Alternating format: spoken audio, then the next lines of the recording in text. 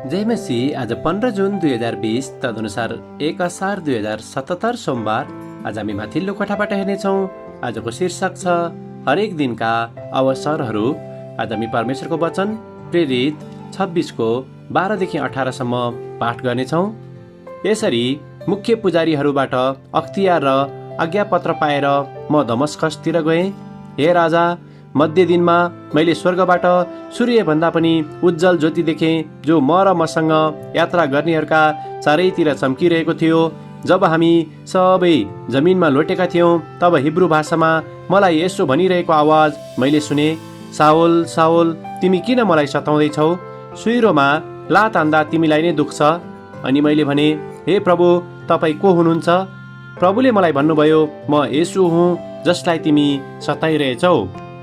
तर उठ र आफ्ना पाउमा खडा हौ, किनभने ममा तिमीले देखेका र मैले तिमीलाई देखाउने कुराका निम्ति सेवक र साक्षी नियुक्त गर्ने उद्देश्यले म तिमी कहाँ देखा परेको छु। म तिमीलाई तिम्रा आफ्नै जाति र अन्य जातिबाट छुटकारा दिनेछु, जसका म तिमीलाई पठाउने छु कि तिमीले तिनीहरूका आँखा खोलिदेऊ र तिनीहरू अन्धकारबाट ज्योतितर्फ र शैतानको शक्तिबाट परमेश्वरतर्फ फर्कुन्। यसरी तिनीहरूले पापको क्षमा पाउनेछन् र म माथिको विश्वासद्वारा पवित्र भएकाहरूको स्थान तिनीहरूले पनि पाउनेछन्। आमेन। लेखिका मर्कुस 16:15लाई यहाँ जोड दिनुहुन्छ। यसुले तिनीहरूलाई भन्नुभयो, सारा संसारमा जाओ र सबै सृष्टिलाई सुसमाचार प्रचार गर। आमेन। लेखिका आफ्नो अनुभवलाई यहाँ यसरी वर्णन गर्नुहुन्छ। हाम्रा फोन नम्बरहरूलाई मलाई फोन नगर्नुहोस् भन्ने लिस्टमा राख्दा पनि हामीलाई विभिन्न व्यापारिक प्रयोजनले फोन गर्ने व्यक्तिहरूको घुइँचो लाग्ने गर्दथ्यो। एक दिन मेरो श्रीमानले मलाई भन्नुभयो, हामीले यही फोनको माध्यमबाट मानिसहरूलाई येशूको सुसमाचार सुनाउने अवसरको रूपमा पो प्रयोग गर्ने कि? यो विषयको निम्ति धेरै प्रार्थना गरेपछि जब हामीलाई फोन आउँदथ्यो, तब हामीले एउटा शर्त उनीहरूलाई राख्थ्यौँ कि हामी उनीहरूको कुरा सुन्नेछौँ र उनीहरूले पनि हाम्रो कुरा ध्यानपूर्वक सुन्नु पर्दछ। हामीले उनीहरूले येशूको बारेमा सुनेका छन् कि छैनन् र उहाँसँग उनीहरूको सम्बन्ध छ कि छैन भनेर सोध्न सुरु गर्यौँ। हामीले येशूले दिनुहुने अनुग्रह र मुक्तिको बारेमा उनीहरूसँग कुराकानी गर्न थाल्यौँ। कहिलेकाहीँ उनीहरूको प्रार्थनाका विषयहरूको बारेमा हामीले सोध्ने गर्दथ्यौँ।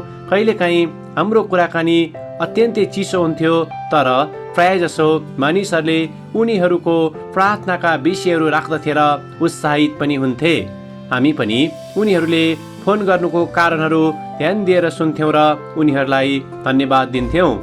यस्तै कुराकानीहरूको माध्यमबाट हामीले परमेश्वरको प्रेमलाई विभिन्न मानिसहरूको मनमा रोप्ने अवसर पाएका छौँ। हामी प्रार्थना गर्दछौँ कि पवित्र आत्मा परमेश्वरले उनीहरूको हृदयमा पक्कै काम गर्नुहुनेछ।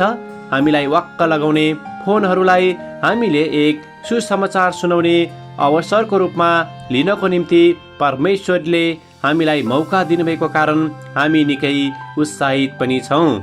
आमेन। आजको विचार, अप्रत्याशित भेटघाटहरू परमेश्वरको प्रेम प्रकट गर्ने अवसरहरू हुन सक्दछन्। प्रार्थना। स्वर्गीय पिता, हामीले पाएका अवसरहरूलाई सुसमाचार सुनाउने माध्यम बनाउन हामीलाई सहायता गर्नुहोस्।